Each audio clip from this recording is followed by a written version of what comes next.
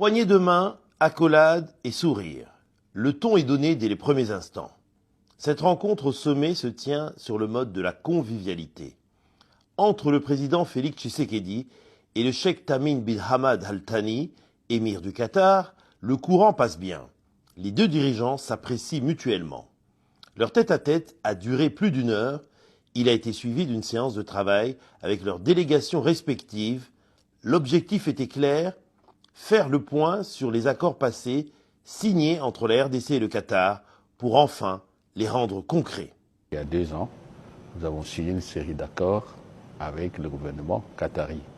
La première étape, du moins chez nous, a été terminée, l'étape, si vous voulez, de la validation parlementaire, ce qu'on appelle techniquement la ratification. Nous avons déposé des instruments de ratification comme de règles en la matière. De ce côté-ci, l'ambassadeur est allé déposer au ministère des Affaires étrangères. Donc il était temps que nous puissions faire le point de la coopération et surtout le point de la mise en œuvre d'un ensemble de projets que nous avons convenus.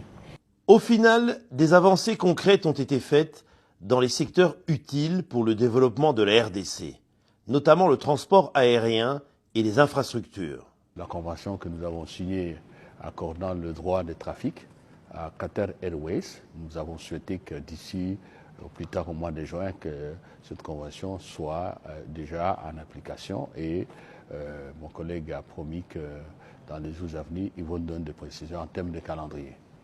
Le deuxième accord, la deuxième convention est relative au port de Matadi. Et là, il y avait une série de formalités, d'actes de suivi qui devaient être accomplis. De notre côté, tout a été fait et je pense que avant, en tout cas la fin de l'année, le travail va commencer pour la modernisation du port de Matadi. Dans nous aussi c'est clair, l'argent est là. Et puis il y a le problème de l'aéroport, la construction de l'aéroport de Njili. Bon, on s'est échangé des informations. Il doit y avoir par la suite, comment dirais-je, des discussions qui vont continuer d'harmonisation pour voir, mais là aussi, il y a des signaux qui sont positifs. Le Qatar se profile ainsi comme un futur partenaire stratégique du Congo. Voilà pourquoi le chef de l'État a décidé il y a un peu plus d'1 an d'y installer une représentation diplomatique qui vient d'inaugurer son ambassade flambant neuve.